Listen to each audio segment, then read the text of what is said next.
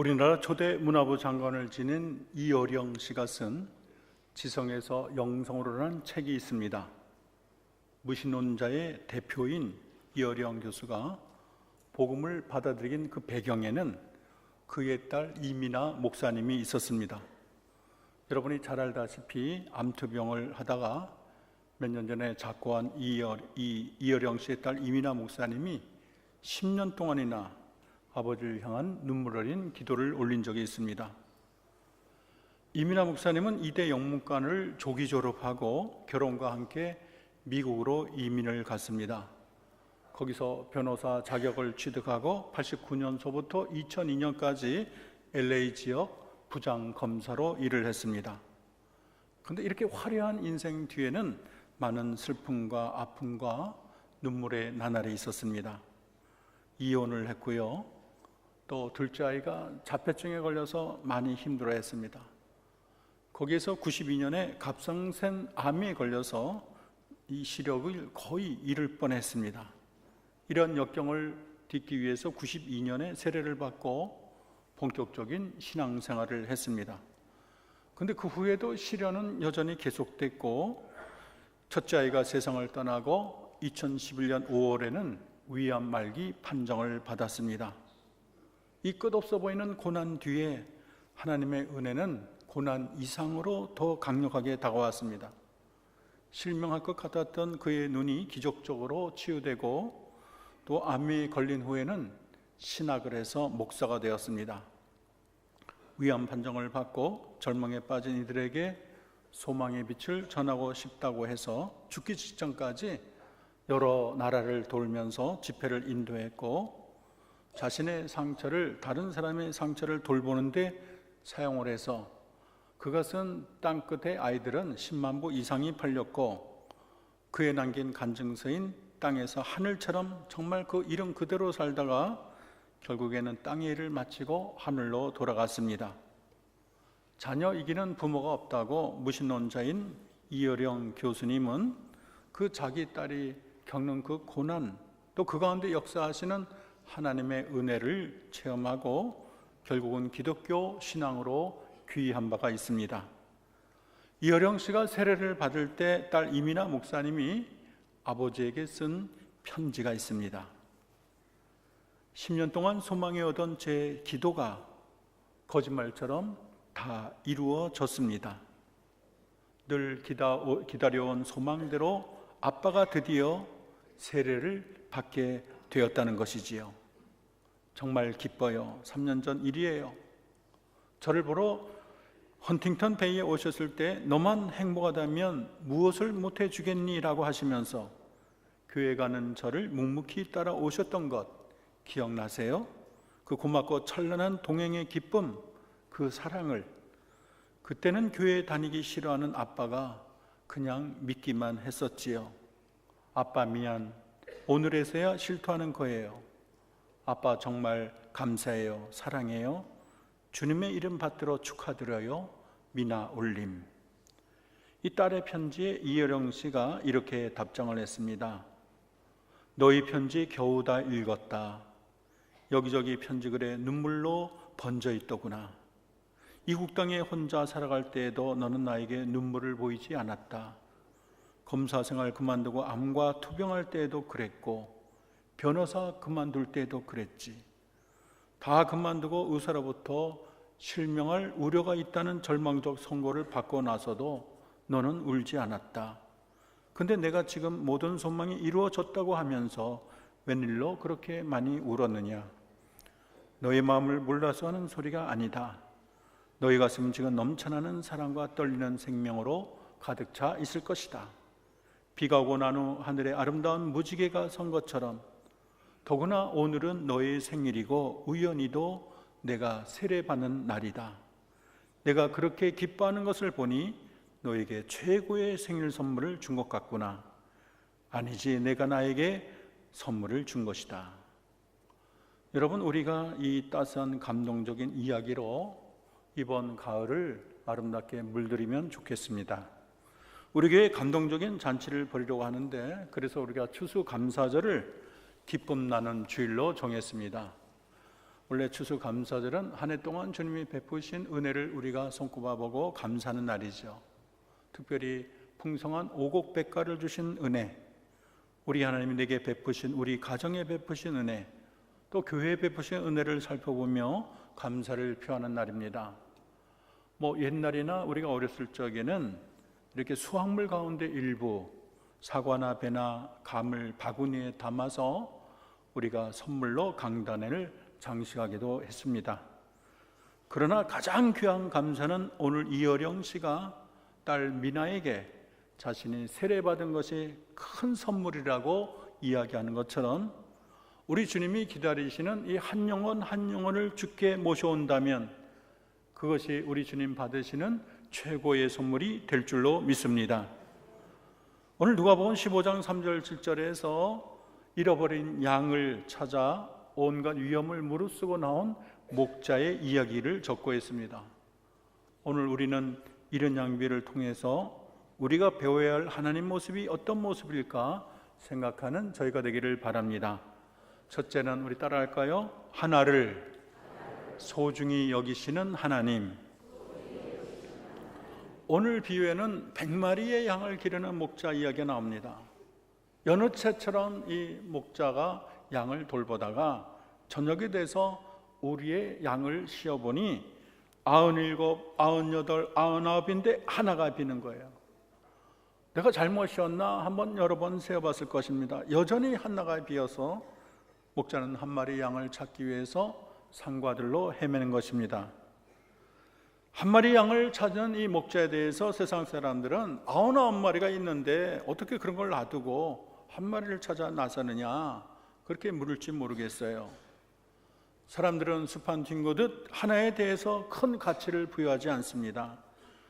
100명이 구원을 받았는데 그 하나가 뭐 대수냐? 1000명이나 구원받았는데 그 하나에 대해서 뭐 신경 쓰냐? 10,000명이 구원받았는데 10,000,000명이 구원받았는데 그까지 하나? 사람들은 그렇게 생각할지 모르지만 우리 하나님은 그렇지 않습니다.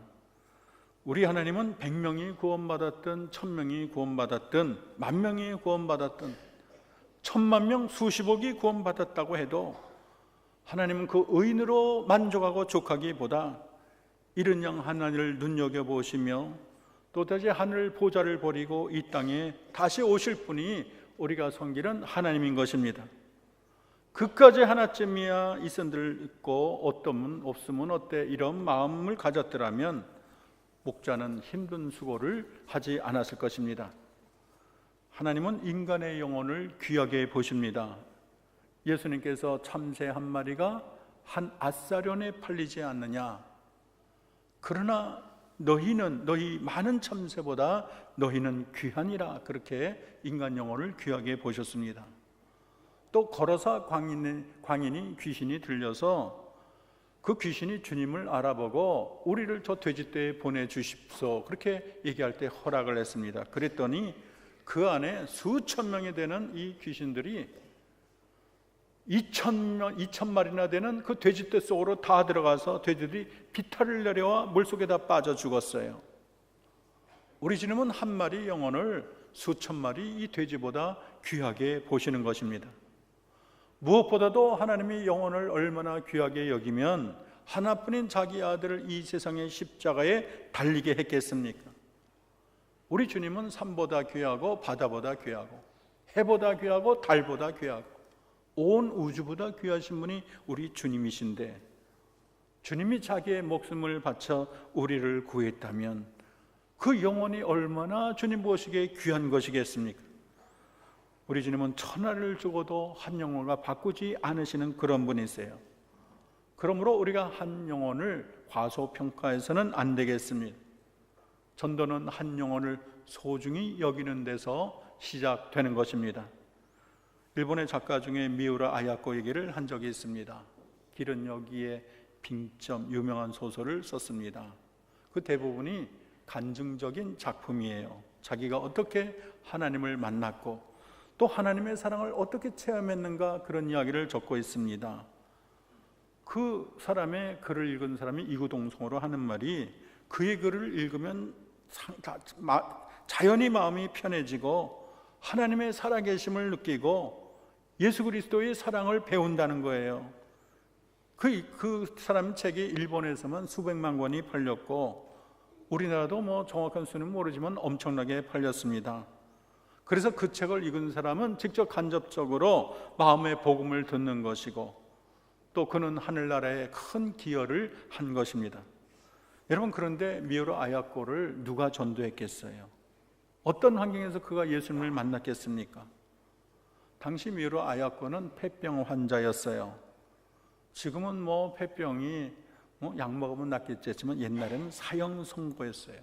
사람들부터 격리 수용합니다. 생과 사의 갈림길에서 매일 각혈을 하며 투병하는 수용소 안에 있을 때 어떤 젊은 청년이 그녀에게 예수 그리스도를 전합니다. 각혈을 하고 언제 죽을 줄 모르는, 아마 죽을 확률이 많은 이 초라한 여인에게 참 겉으로 보면 무슨 큰 가치가 있겠어요. 동정하고 지나가면 되고 눈물을 흘려 울어주면 그만인데 무슨 그녀가 대단하길래 그녀를 찾아온 청년은 그녀를 붙들고 또 각혈을 하면서 팔에게 말라있는 그녀에게 예수님이 당신의 구주이십니다. 예수 믿으세요. 믿으면 당신 이 모든 고통에서 벗어나 하늘의 영원한 축복을 누릴 수 있습니다. 전도했습니다. 아마 그 청년은 이 여인이 일본 열도를 데워줄 그런 놀라운 작가라는 것은 몰랐을 거예요. 그냥 한 영혼이 소중하니까 사람들 눈에는 정말로 초라해 보이고 내석은 없는 사람이지만 그 영혼이 소중하기 때문에 전심을 다해 그 여인에게 복음을 전한 것입니다. 그랬더니 그 여인을 통해서 수백만 많은 사람들에게 그리스도의 마음을 전하지 않았습니까? 한 사람의 가치가 그렇게 소중하다는 것을 우리에게 알려주고 있는 것입니다. 저는 수십억 거부되는 사람이 자기 지갑에 이 1,000원 한 장을 수백만 원 수표가 되듯이 아주 소중하게 펴가지고 아주 조심스럽게 넣는 것을, 그런 간증을 들은 적이 있어요. 1,000원 한 장을 소중히 여기지 못하는 사람은 100만 원을 줘도 1억을 줘도 소중히 여길 줄 모르는 법이에요. 한 영혼을 귀하게 여길 줄 모르는 사람은 100만의 영혼도 귀하게 여길 줄 모르는 자가 되는 것입니다. 두 번째, 우리 따라할까요? 영혼을 불쌍히 여기시는 하나님. 한 마리 양을 찾아 나서는 목자의 마음은 한마디로 불쌍히 여기는 마음이라고 말을 할 수가 있습니다. 그 양이 헤매든 말든 나 상관할 바 아니다 그러면 그렇게 헤매겠어요? 그런데 이 목자의 눈에는 그 양이 눈에 밟히는 거예요. 감아도 그 양이 보이는 거예요. 지금 혹시 웅덩이에 빠지진 않았나? 가시덤불에 걸리진 않았나? 늑대와 맹수에게 잡히지는 않을까? 이 어두운 밤 어떻게 지내나 생각할수록 불쌍해서 견딜 수가 없는 것입니다. 이 목자의 마음은 국률의 마음, 불쌍의 마음으로 가득한 거예요. 탕자의 비유를 보면 아버지 품을 떠난 그 탕자, 방탕한 생활을 하다가 돌아온 탕자를 바라보는 이 아버지의 마음은 한마디로 비판의 마음이 아니고 측은한 마음, 불쌍히 여기는 마음이었어요.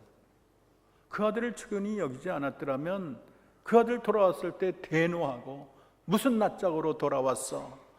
아주 소리소리 질렀을 것입니다. 그러나 너무 그 아들을 불쌍히 여기니까 그 아들의 모든 허물을 다 덮었어요.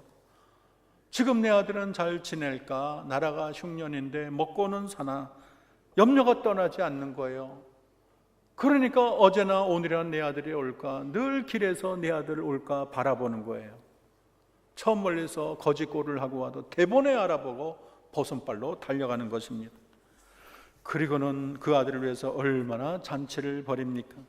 여러분, 우리 하나님은 불쌍히 여기시는 자애로운 하나님이세요. 우리가 구약의 요나서를 보면 우리를 불쌍히 여기시는 하나님을 발견합니다. 하나님을 믿지 않고 악독하기로 유명한 니느웨 백성들, 하나님은 요나에게 거기 가서 심판을 얘기하라고 명령을 했지만 요나는 그 사람들 꼴이 보기 싫으니까 다시스로 도망가다가 결국에는 물고기 속에 들어가 거기서 회개하고 복음을 전하게 됩니다. 하나님의 심판을 전하지요. 근데 이게 웬일이에요? 하나님의 심판을 전하자 큰 자나 작은 자나 다 베옷을 입고 금식하고 회개하는 거예요. 정말 달갑지 않은 뜻밖의 결과인 것입니다. 요나는 성읍이 잘 보이는 성읍 동편에 서서 혹시나 하나님이 그들을 불로 멸하지 않을까 그 광경을 보려고 기다리는 거예요. 하나님이 박농쿨을 준비해서 그를 시원하게 해서 참 좋았는데 하나님이 벌레를 보내서 갉아먹어서 말라버렸습니다. 뜨거운 바람이 불어오고 강력한 빛이 비추니까 너무나 힘들어서 사는 것보다 죽는 것이 낫겠다고 하나님께 불평을 했어요.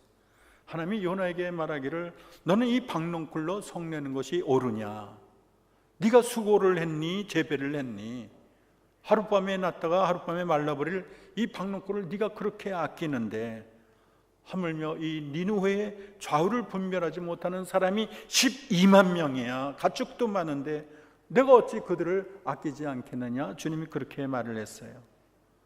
니느웨의 백성들은요, 임신한 여인의 배를 가리고 어린아이를 돌에 던지는 백성, 병졸들의 눈을 자르고 손발을 자르고 젊은 처녀를 통구이로 삼고 아주 못돼먹은 치가 떨리는 민족인데, 아니 그런 악독한 민족 빨랑 불을 내려 멸망시킬 것이지 우리 하나님은 그런 악독한 백성들에게도 자비와 인자하심을 베푸는 그 하나님이 얼마나 대단하고 놀랐습니까? 구약뿐 아니라 신약의 이 땅에 오신 예수님도 불쌍히 여기는 하나님이셨습니다.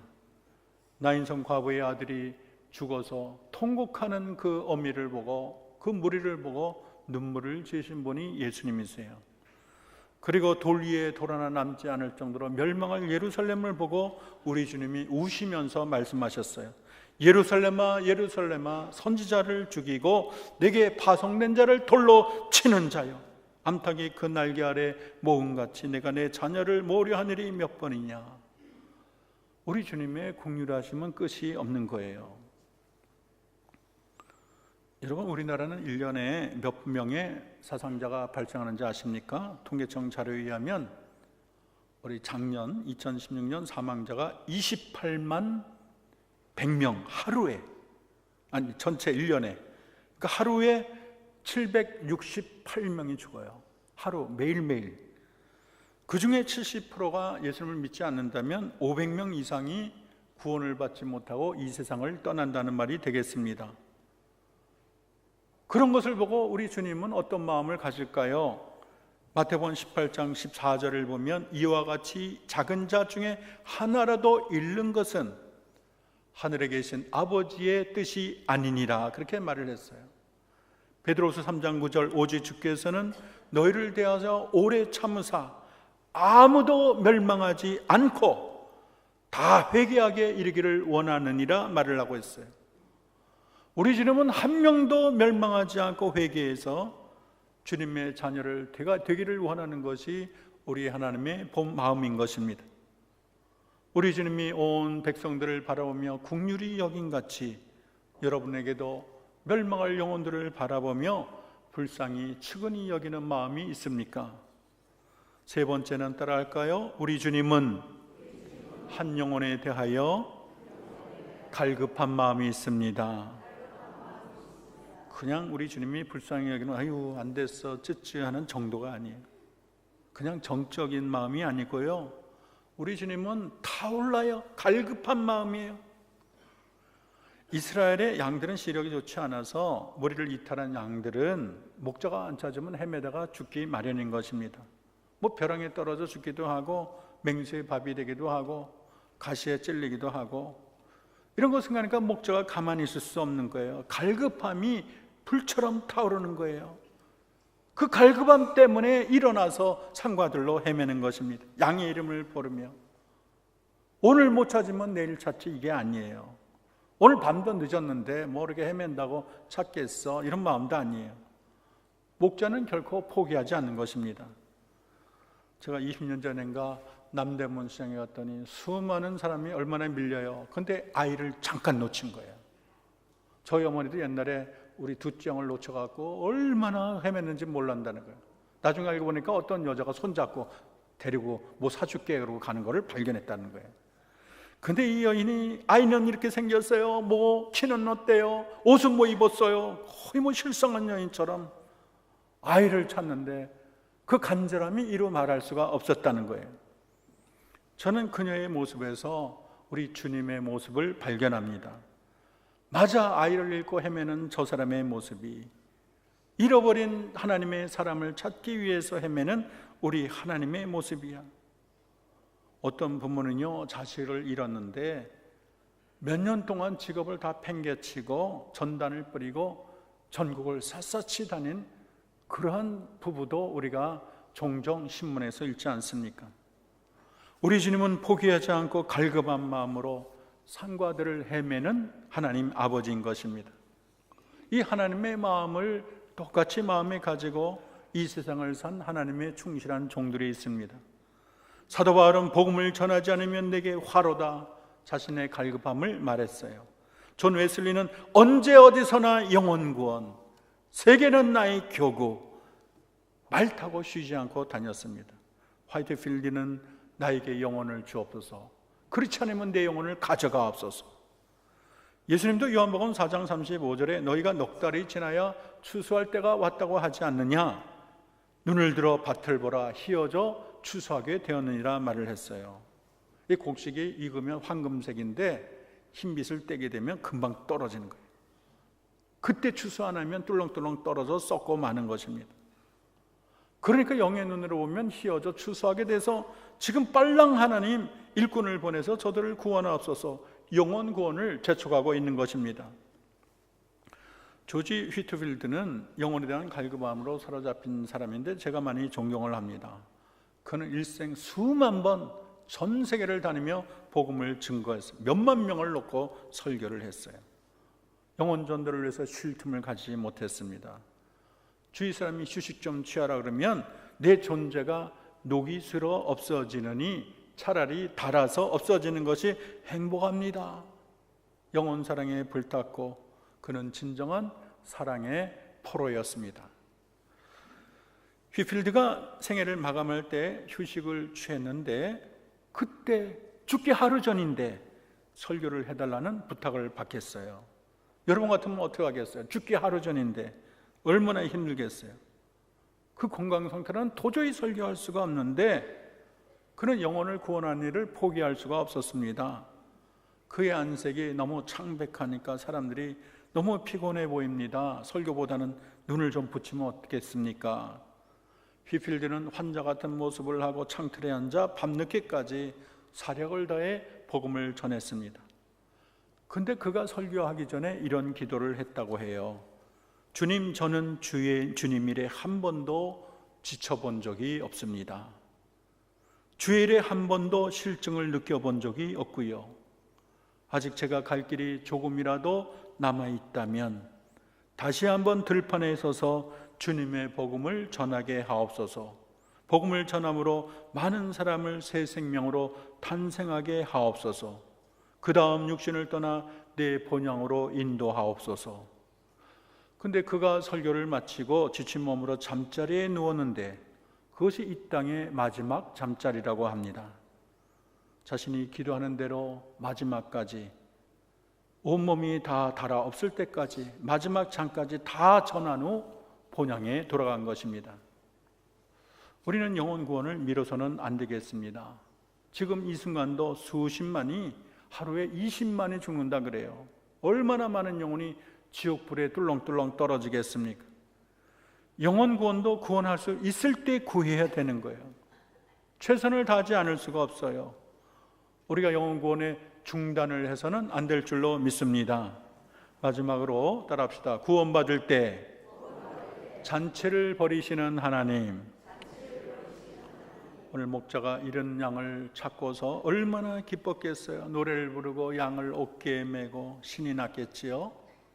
아마 고생한 것도 다 잊어버렸을 거예요. 여인이 애 낳을 때 그렇게 고생해도 애 낳고 나면 싹 잊는다고 하잖아요. 그리고 둘째 낳았을 때 옛날 고생한 거 생각 안 하고 어떻게 감히 임신을 합니까? 그렇게 잊는 거예요. 그 기쁨이 너무 크니까. 얼마나 좋은지 법과 이웃을 불러 모으고 나와 함께 즐기자, 이런 양을 찾았다 파티하는 거예요. 얼마나 기쁘면 그러겠어요. 예수님이 그 이어서 하는 말이 이와 같이 죄인 한 사람이 회개하면 하늘에서 회개할 것 없는 의인 99으로 말미암아 기뻐하는 것보다 더 기뻐하리라, 그렇게 기록을 했어요. 탕자에 비해서 잃어버린 아들을 찾았을 때 얼마나 기뻐하면 살찐 송아지를 잡고 잔치를 베풀게 했습니까? 이것이 우리가 섬기는 아버지의 마음입니다. 우리가 전도하지 않으면 천년만년 지옥의 불덩이에 들어가 고통당할 영혼을 영원한 천국의 나라로 인도하는 것, 그것이 아버지가 가장 기뻐하는 거예요. 주님이 이 땅에 오신 목적도 잃어버린 영혼을 구원하기 위한 것입니다.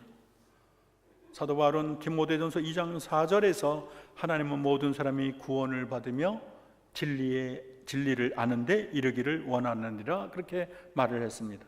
개인 전도학 윌리엄 에번스 박사는 말을 하길, 기독교의 알파 오메가는 영혼 구원이라고 말을 했습니다. 교회는 구원을 받은 사람들이 우리끼리 웃고 즐기는 우리만의 천국이 아니고 복음을 들고 한 영혼이라도 구하기 위해 세상으로 진격해야 된다, 그렇게 말을 했습니다. 사랑하는 우리 한역교회 성도 여러분, 이 세상에 우리 삶 가운데 영혼 구원보다 중요한 게 없고, 영혼 구원보다 시급한 일이 없고, 영혼 구원보다 우리 하나님을 기쁘게 하는 일이 없는 줄로 믿습니다. 내가 이 세상에 존재하는 것도 영혼 구원이고, 내 삶의 깊은 의미와 보람을 집어넣는 것도 영혼 구원이고, 우리 교회가 존재하는 목적도 영혼 구원이고, 교회를 교회되게 하는 것도 영혼 구원인 줄로 믿습니다. 저는 이 복음 전도자의 마음을 신만이의 마음이라고 말하고 싶어요. 신만이가 몇 날 몇 달을 산속을 헤매다가 산삼을 발견하면 신받다 그러잖아요. 그동안의 수와 고생은 싹 잊어버리는 거예요. 좋아서 어쩔 줄 모르는 거예요. 영혼 구원이 당장은 힘들고 어려워도 당장 무슨 그게 내 삶에 무슨 보탬이 되겠어? 사람들 내 그게 쓸모없어 보일지라도 하늘의 하나님이 가장 기뻐하시고 영원한 상급으로 갚으시고, 무엇보다도 우리가 천국에 갔을 때 우리가 전도한 영혼들이 와서 머리를 숙이고 기뻐하며 우리를 환영할 때 얼마나 기분이 좋겠습니까? 한 마리 양을 찾기 위해 산과 들로 헤매신 목자의 마음이 우리의 마음이 되어야 될 줄로 믿습니다. 이번 가을에 우리 추수감사절, 우리 기쁨 나누는 주일에 여러분 잃어버린 한 영혼을 찾아 주께 인도함으로 우리 하나님을 기쁘시게 하는 우리 모두가 되기를 기도합니다. 기도하겠습니다. 한 영혼을 위하여 온 땅을 헤매시는 사랑의 하나님, 우리 주님의 그 크고 놀라운 은혜와 사랑 때문에 우리 모두가 구원받고 천국 백성이 되었습니다. 한 영혼을 위한 주님의 열심, 긍휼히 여기심, 한 영혼을 향한 주님의 열정, 우리 모두 주님의 심장을 가지고 잃은 양을 찾아 나서게 하옵소서. 주의 전을 새로운 생명들로 채우게 하시며 저들을 은혜의 나라로 이끌게 하옵소서. 예수님의 이름으로 기도합니다.